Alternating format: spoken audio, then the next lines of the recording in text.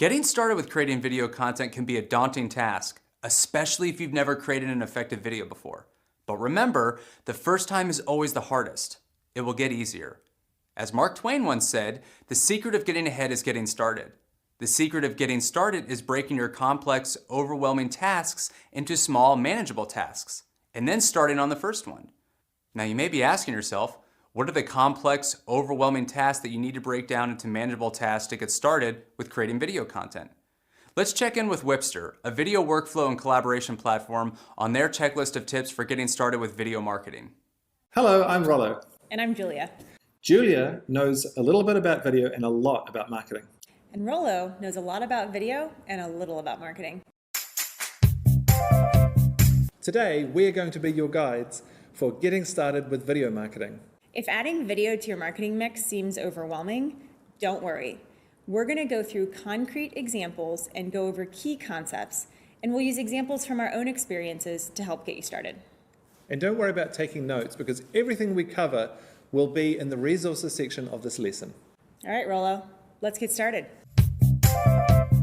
Let's start by knowing your audience and the types of videos that will work best for them. Start by clearly defining the persona of your audience.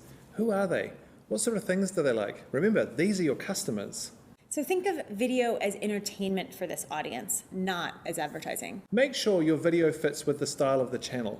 It's quite helpful to think about LinkedIn or Twitter or Facebook as TV channels. If you think about flicking between ESPN and HBO and the History Channel, it's very similar to flicking between social platforms. They act kind of the same.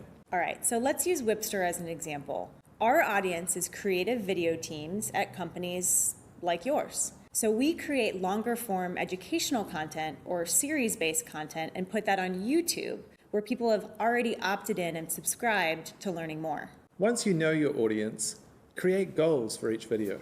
Videos can have both hard and soft goals.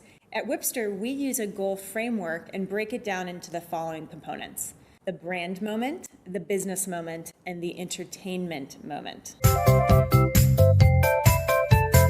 For example, we created a Portland office video here at Whipster and defined the goal framework in the following way. The brand moment was letting our audience know about our expansion into the Portland office.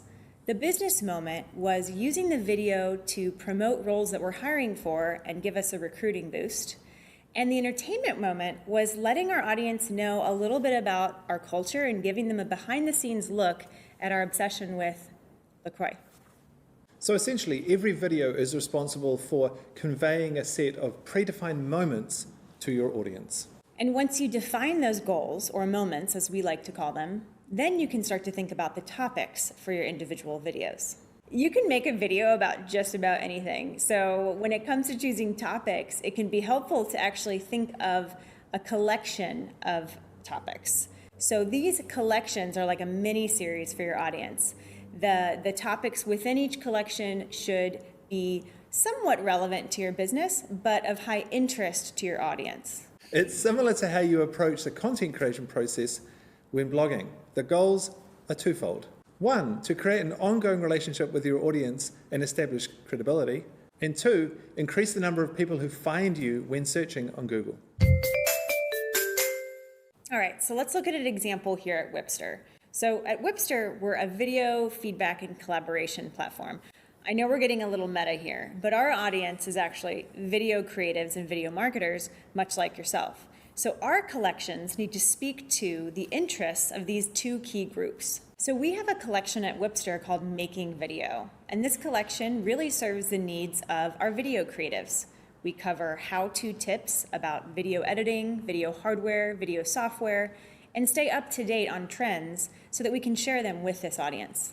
The title for your topic should be based on what people search for in Google, so they can find it organically. It's a good idea to pair your video with a blog post so that you can maximize your reach with your audience and also increase those search rankings. Blog post! In fact, we'll have some examples of this in the resources section to show you what we mean.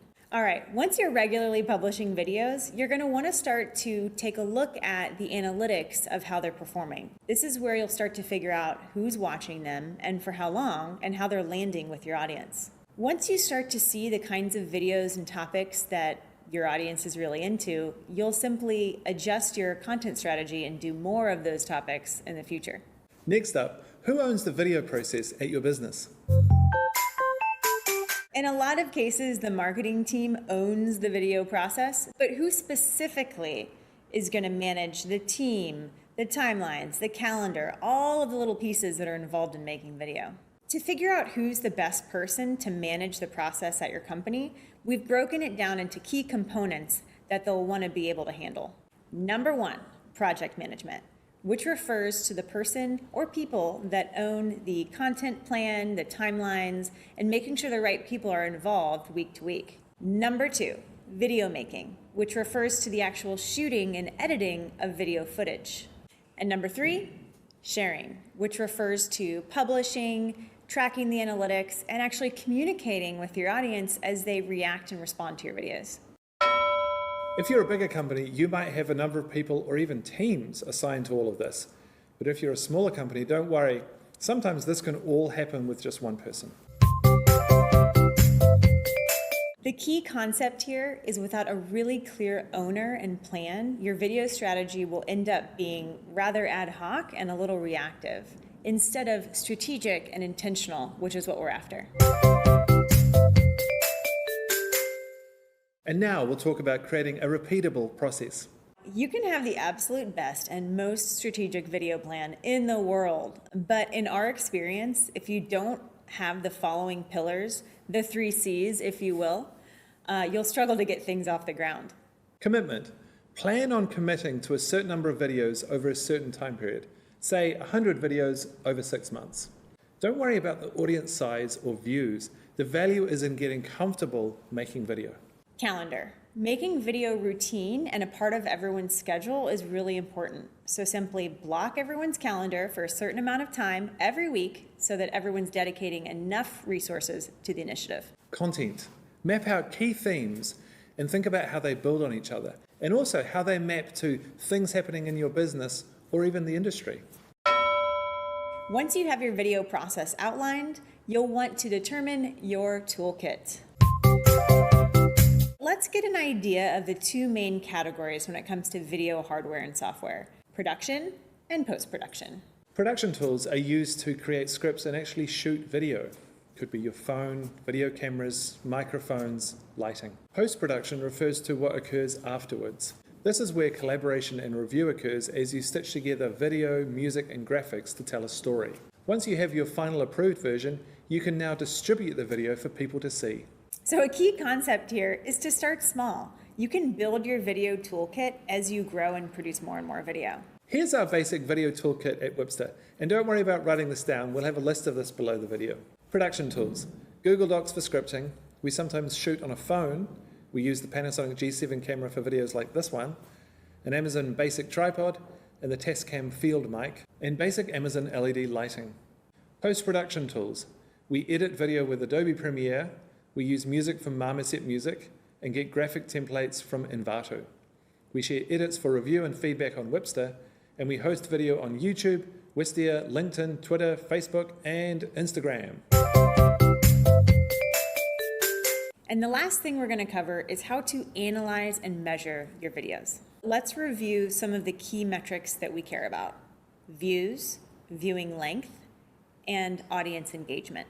We simplify it into the 10-10-10 rule here at Wipster. Audience views. Shoot for 10%. Of all the people who could have watched it, did at least 10% watch it? For example, if you had a targeted audience of 500, did 50 watch the video? Out of that 10% that watched your video, how long did they stick with it? Did they drop off after 10 seconds, or did they watch it all the way through? This is important because it lets you know if your audience is really interested in the content and gives you a better idea of what to do and maybe not do in the future. So a pro tip, particularly if you're using video for a pre-roll ad on YouTube, is to state the intention of the video at the very beginning. That way you can kind of filter out who would be interested or not interested in the content and not have to pay for the ones that aren't. Engagement. Likes, comments, shares. Did at least 10% of the people who watched the video feel like engaging with you?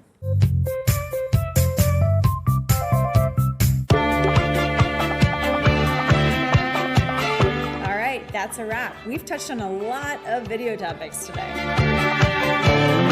You learn the importance of putting your audience first, creating collections, and making sure that you hit those 3 moments. But I think more than anything, one takeaway that we'd like you to have is that video should just be part of your routine now.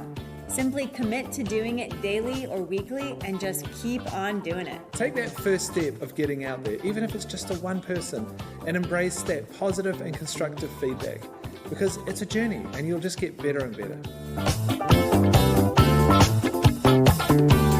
Well, I'm Julia, and I know a lot about marketing and now a lot more about video. And I'm Rollo, and I know a lot about video and now a lot more about marketing. So thanks for joining us. See you later. See you next time.